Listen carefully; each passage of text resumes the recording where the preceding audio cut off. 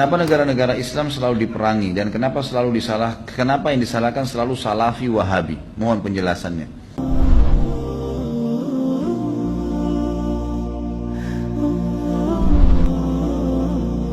Allah Subhanahu wa taala sudah mengatakan dalam Al-Qur'an Al-Baqarah 120. A'udzubillahi minasyaitonirrajim wa lan tarda ankal yahudu wa lan nasara hatta tattabi' millatahum.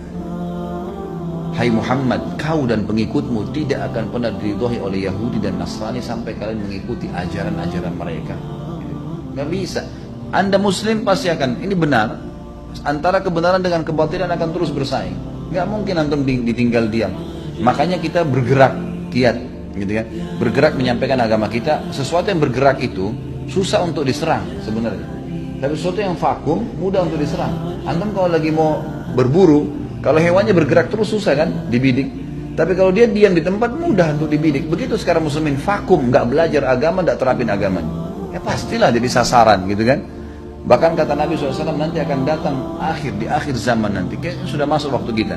Kalian akan dikerumuni oleh umat-umat sebagaimana ya serangga kecil ya, belatung atau apa ya, ulat itu memanggil teman-temannya. Riwayat makna yang lain adalah seperti orang yang memanggil teman-temannya untuk meroyokin satu nampan makanan. Lalu kata maksudnya diperbutkan ya, diambil, dibunuh, dirampas, dijajah semaunya mereka. Kata para sahabat itu sedikit komunitasnya cuma di Madinah. Ya Rasulullah, apa jumlah kami sedikit waktu itu? Kenapa mereka bertanya ini? Karena mereka waktu itu jumlahnya sedikit tapi orang-orang kafir banyak takut semua, gitu kan? Karena takut dengan kaum muslimin. Lalu kata Nabi SAW, tidak, kalian banyak sekali, tapi kalian seperti buih di lautan. Tidak ada sama sekali masalah. Lalu kata Nabi SAW, dan pada saat itu penyebab utamanya adalah wahan. Kata para sahabat, ya Rasulullah, apa itu wahan? Wahan ini kekacauan, kacau, gitu kan? Kata para sahabat, apa itu wahan ya Rasulullah? Kata Nabi SAW, hubbud dunya wa karahiyatul maut. Kalian cinta sekali dengan dunia, pokoknya untuk dapatin dunia, mobil, rumah, haram pun gak ada masalah.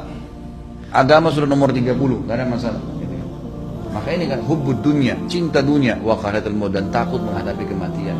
Riwayat lain, riwayat Tirmidzi dan Abu Daud disebutkan wa karahiyatul jihad, dan kalian benci jihad, tidak mau berperang membela agama Allah. Jadi pada saat itulah kita memang mundur.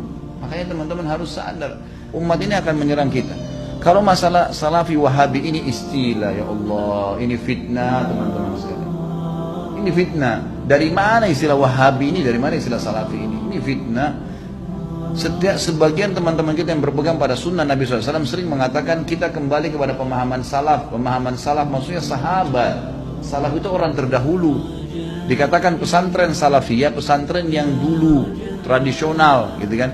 Jadi itu pemahaman kembali kepada salaful ummah.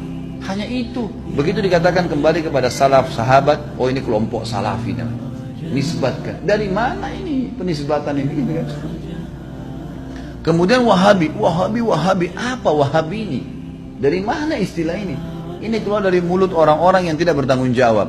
Kalau kita lihat cirinya orang Wahabi, yang dianggap Wahabi orangnya berjenggot, jalankan sunnah Nabi. Kalau sholat ke masjid, istrinya pakai tutup aurat. Ya, di rumahnya jauh dari perbuatan dosa. Ini kelompok ini. Diolok-olok Wahabila. Saya pernah dimasukkan dalam grup, gitu kan? Saya lihat semuanya disatuin. Teman-teman dari semua ormas ada, termasuk nama saya masuk di situ. Banyak, mungkin ada 80 atau 100 orang ustadz, kiai dan seterusnya. Baru saya masuk di situ saya sudah baca. Ah, ini banyak ustadz-ustadz Wahabi, dimain-mainin gitu, tulisannya pakai O. Wahabilah ini. Oh ini Wahabi ini suka tolak salawat, suka tolak zikir, suka tolak doa. Saya berpikir kalau saya mau tanggapin, ini 80 orang, 100 orang di situ, kemudian akan habis waktu saya menyita di situ. Sudah, saya keluar, minta maaf, saya nggak ada urusannya di sini, saya keluar. Karena yang bilang orang-orang yang pernah belajar di Saudi teman-teman benci sama zikir itu siapa? Anda yang fitnah itu. Gimana caranya? Orang yang belajar di Madinah, di Masjid Nabawi, di Mekah, zikir kepada Allah. Bahkan mereka paling banyak zikirnya kepada Allah. Mereka paling banyak zikir, tapi zikirnya pakai adab, nggak teriak-teriak, gitu kan? Nggak karang-karang. Apa yang Nabi SAW ajarin itu yang disebutin. Adab sama Allah. Subhanallah, subhanallah. Dilakukan, bukan tidak dilakukan. Tapi tidak ada subhanallah, alhamdulillah. Dibayangkan main-main, Allahu, apa ini? Ini apa ini? Ini kalau di zaman Umar sudah diketuk semua kepalanya nih. Ngarang-ngarang gitu kan. Oh ini benci sama doa. Siapa yang bilang benci doa teman-teman sekalian?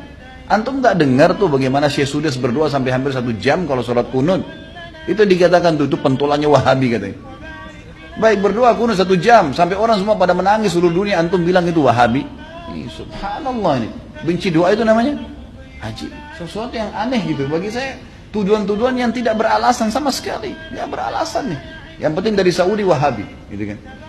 Saya sampai waktu mau berangkat ke Saudi, awal saya mau belajar tahun 90, teman-teman ayah saya sempat titip pesan dari kota Makassar, Khalid, nanti kamu ke Saudi, ambil ilmunya tapi jangan jadi Wahabi. Baik, saya berangkat 6 bulan pertama teman-teman sekalian, semua guru yang masuk saya ketakutan lihat. Ini Wahabi nih. Apa ini Wahabi? Mau yang menakutkan ini. Kena wanti-wanti begitu. Lama-lama setelah guru masuk, setiap guru masuk di Madinah, wallahi saya bersumpah atas nama Allah teman-teman sekalian, tidak pernah ada sebutan nama Wahabi. Saya tidak pernah dengar kata-kata Wahabi dari mulut mereka. Wallah, yang ada cuman qala Allah, qala Rasul. Allah berfirman, Rasulullah bersabda. Wallahi, saya sumpah di sini, ada di masjid ini memang begitu ajarannya. Begitu ajarannya, qala Allah, qala Rasul, qala Allah, qala Rasul selalu. Atau diikuti dengan penjelasan Ibnu Abbas, sahabat, Ibnu Umar, sahabat. Nih pemahamannya mereka, ini pemahamannya sahabat tentang ayat ini, tentang hadis ini. Itu yang kita pelajarin. Dan kalau ada masalah fikih didatangkan 4 madhab semua. Imam Syafi'i bilang begini, ini dalilnya. Imam Ahmad bilang begini, ini dalilnya. Imam Malik bilang begini, Abu Hanifah begini, dalilnya. Jelas, semuanya begitu. Setelah 6 bulan saya berpikir, kok saya harus takut dengan orang-orang seperti ini ilmu semua disampaikan, gitu kan? Ilmu semua. Dan bagaimana mempertemukan antara ambil ilmunya, jangan jadi Wahabi. Bagaimana memahami? Saya nggak nyambung gitu.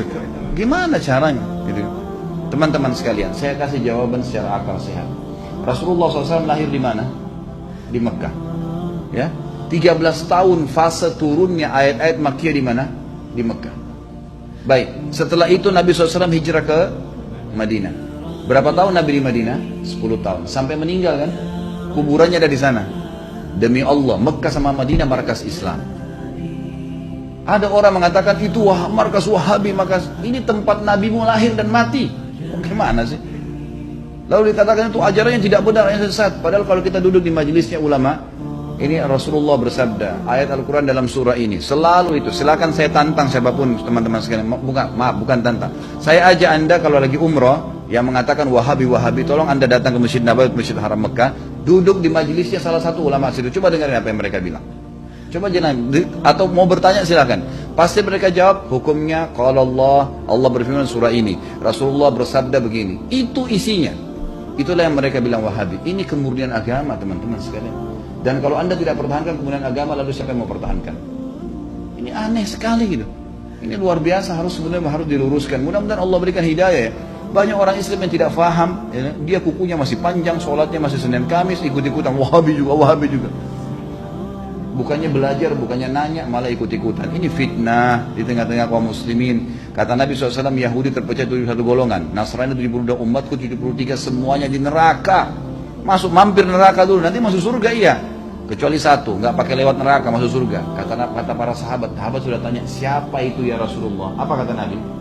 Yang berpegang pada sunnahku dan sahabatku. Nah ini yang selalu ditunjuk Salafi, Wahabi, ini yang selalu berkata Rasulullah bersahabat. Ini orang yang berpegang pada kemudian Islam. Teman-teman sekalian, berhenti dalam masalah istilah-istilah seperti ini. Ini bahaya, memperpecah umat dan macam-macam. Saya lihat beberapa di cuplikan YouTube saya, ada kata-kata di bawah. Oh ini pentulannya Wahabi. Nah ini mungkin ISIS nih. Nah ini mungkin ini nih, ini mungkin ini nih. Padahal orang itu tidak kenal saya. Bagaimana pertanggungjawaban dia hari kiamat di depan Allah? Coba nuduh saya. Bisa ketemu sama saya minta maaf nggak? Kalau nggak ketemu, gimana coba? Saya bisa maafin, tapi dalam hukum Islam, kalau seseorang memfitnah saudaranya Muslim, menuduh sesuatu yang dia tidak punya ilmu, kan itu, sudah dimaafin pun pada orang yang melakukan orang yang sedang difitnah, tetap hukum syar'i dia harus minta maaf. Kalau tidak, saya dapat pahala karena memaafkan, dia tetap dihukum sama Allah karena masih belum minta maaf. Variabelnya begitu kan? Hukumnya begitu. Orang mencuri, kemudian dia tidak kembalikan haknya orang, tetap dihukum. Nggak bisa. Maka teman-teman berhenti dari fitnah ini. Kita ikut-ikutan. Ini dikatakan teroris. Oh, kita juga ikutan teroris semua. Ini garis keras. Ini kita katakan garis keras. Belajar. Kita punya mata bisa melihat, telinga bisa mendengar, hati bisa berpikir, bisa merenungi. Dengar dong dulu, gitu kan? Apa yang disampaikan? Kalau disampaikan benar, terima. Kan itu. Teman-teman yang dituduh dengan istilah ini hanya betul-betul kembali kepada kemudian Al-Quran dan Sunnah. Itu. Coba hadiri pengajiannya pasti selalu kalau Allah, kalau Rasul. Kalau Allah, kalau Rasul. Ini ajaran Islam, teman-teman. Gak pernah ada perkataan kata kiai saya, kata guru saya, kata gini, kata gitu. Gak pernah.